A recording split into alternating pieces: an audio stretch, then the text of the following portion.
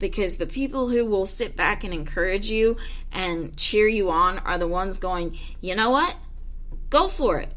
They're the ones that aren't afraid.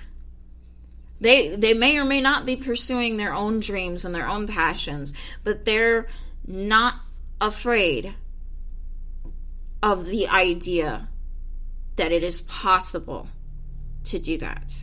They're not afraid of the possibility of change. Because, yeah, I mean, probably not for Jessica, because like I said, this is probably the most logical and rational change she could make in her life, going back to school and pursuing bioengineering. But, for somebody who would try to pursue, say, like a music career, they're going to get a lot of backlash for that, because what if you fall on your face? Well, you know what? If you fall on your face, you fall on your face. That's the risk you take when you leap.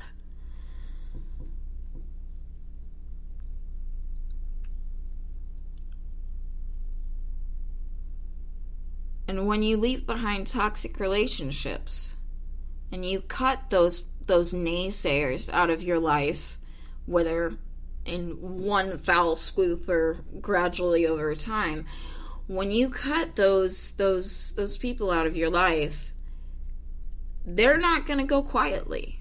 They're not going to go calmly, generally speaking. They're because what they're seeing in you is something that they wish they could see in themselves. And this is what I tell myself. And you know what? Maybe I'm woefully wrong about all this, but I'm pretty sure I'm not. So hashtag I'm not wrong. Is they're seeing something in you that they wish they could see in themselves.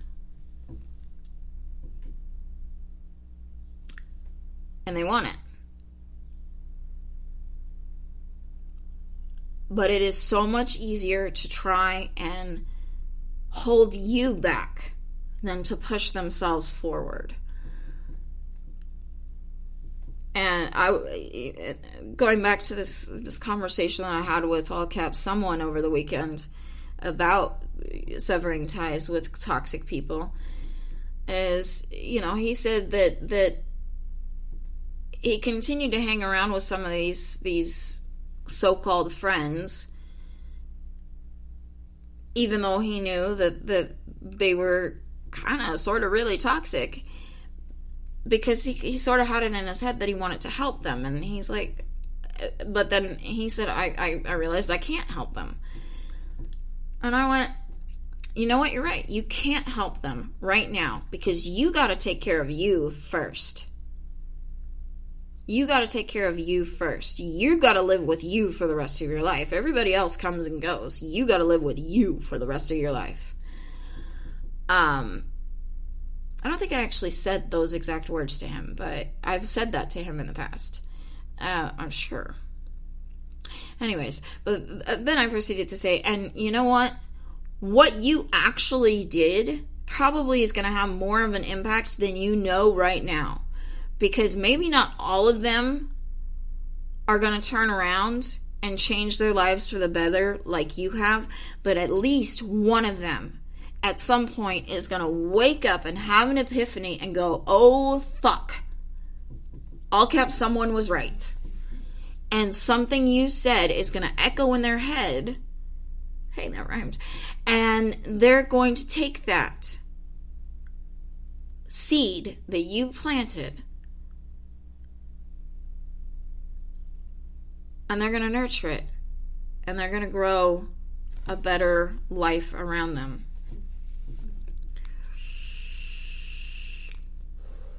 But in the meantime, you got to take care of you first. So, I really, but these are your blank pages. I mean, I just sat there listening to this song, Blank Pages by Dr. Awkward. I was just going, holy shit, that's me. There's a part in there that says, like, I'm breaking free of who I'm supposed to be. I recently realized, I think I've mentioned this on this show before, that everything I have done in my life, well, maybe not everything, but most of what I have done in my life, I have done with someone else's expectations in mind. You know, and I mean, up until the age of 18, you know, you can kind of go, okay, well, you know, you're a kid, so you can't really well and truly make your own decisions. You know, I had to follow the dress code at school. And the prime example of what I'm trying to convey here about living up to other people's expectations is my purple hair. I have known since I was 13 years old that I wanted purple hair. I wanted my hair to be purple. Unfortunately, I couldn't have purple hair because of dress code. Which, you know, like, okay, I get it. Schools have their dress code, you gotta follow the rules. Fine. So I had to have natural hair. I never really dyed my hair when I was in high school.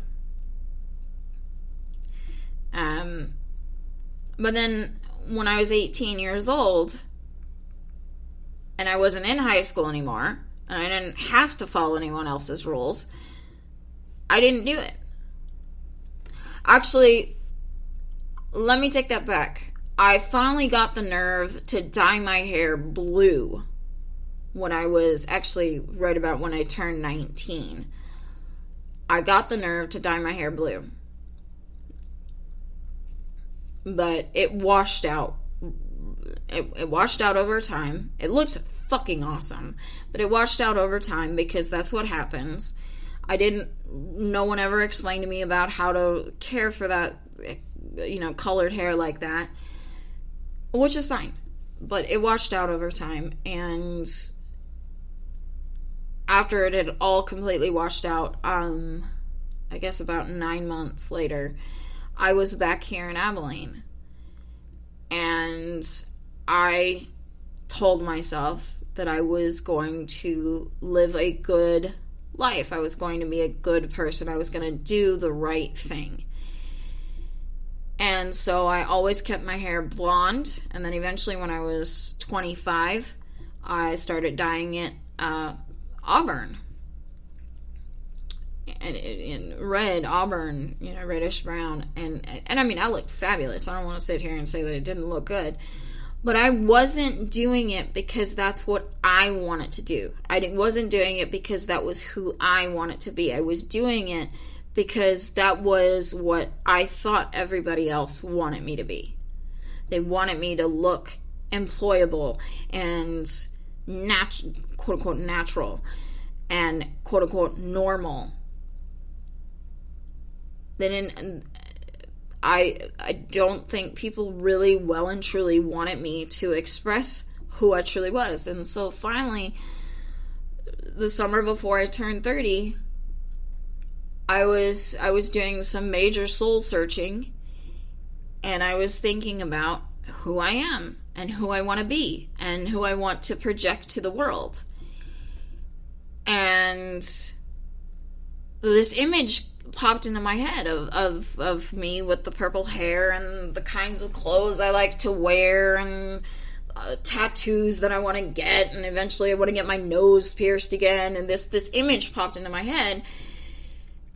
And right after it popped into my head, I realized that was the same image of myself that I had created when I was 13 years old of who I wanted to be. So I knew at 13 years old who I wanted to be. And so finally, when I was summer before I turned 30, I went, you know what? Fuck it.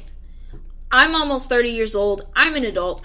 I'm gonna be me. And I dyed my hair purple for the first time. And I remember looking in the mirror at that salon after it was all done and just going, home.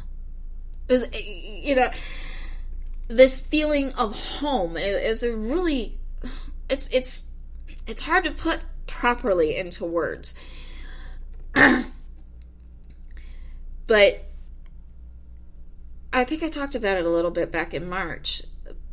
This idea that, you know, if there's a place, there's this feeling of such peace and such comfort and oneness, I guess, with yourself and the universe and whatever, that the only thought you can connect with that feeling is, I'm home. And that was what happened when I looked in the mirror and I saw this purple hair, and I went, just in my head, there was that feeling of home. And so yet again, I didn't know how to really well and truly care for it. I tried a little harder that time around, but eventually it went from being purple to being pinky, reddy, orangey. And everybody said it looked fine, but to me it just didn't look right. And so I sort of let it go. And then at the end of the year, I chopped it all off. Because 2016, I don't know about anybody else, but 2016 was a really shitty year for me. I chopped it all off, and then at the beginning of 2017, I started working at my job, and so I said, okay, well, I got to keep my hair natural looking, at least for now, until such a time that I can discern whether or not it's against dress code for me to have purple hair. Turns out, nope, nothing against dress code, purple hair, perfectly fine. And so I was just super duper happy about that. And I have had, maybe not perfectly purple hair, but I've had purple hair almost constantly ever since. I think there was maybe a month back in January of this year where my hair wasn't really purple. But I straightened that out. But this isn't really about purple hair. This is about living up to other people's expectations and breaking free of those expectations, and you're going to catch shit for that. But these are your blank pages to fill. And I'm preaching this sermon, I don't mean this as a sermon, but if it sounds like a sermon, I'm preaching it to myself just as much as I am to anyone else. I know I'm not necessarily practicing what I preach most of the time. I am working on breaking free of other people's expectations for me. I am working on being who I am, who I genuinely, authentically am. And I know that I'm going to catch shit for it. I already am to a certain degree. I already am.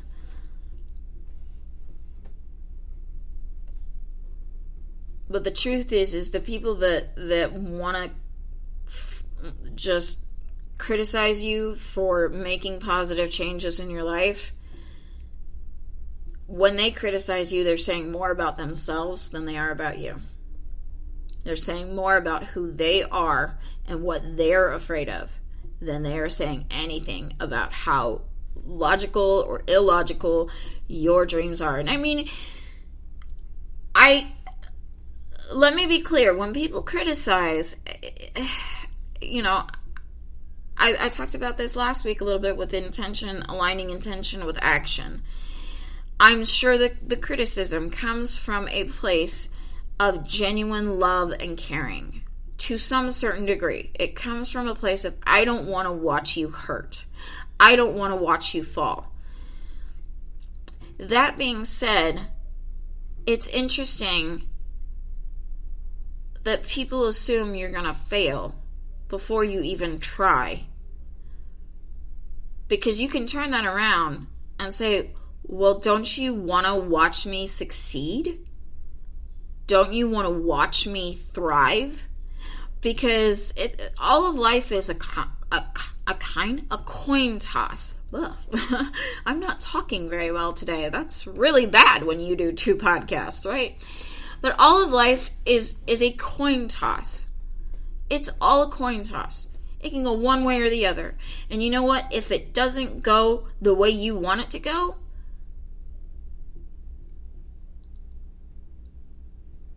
in an infinite universe, you get infinite chances for redemption.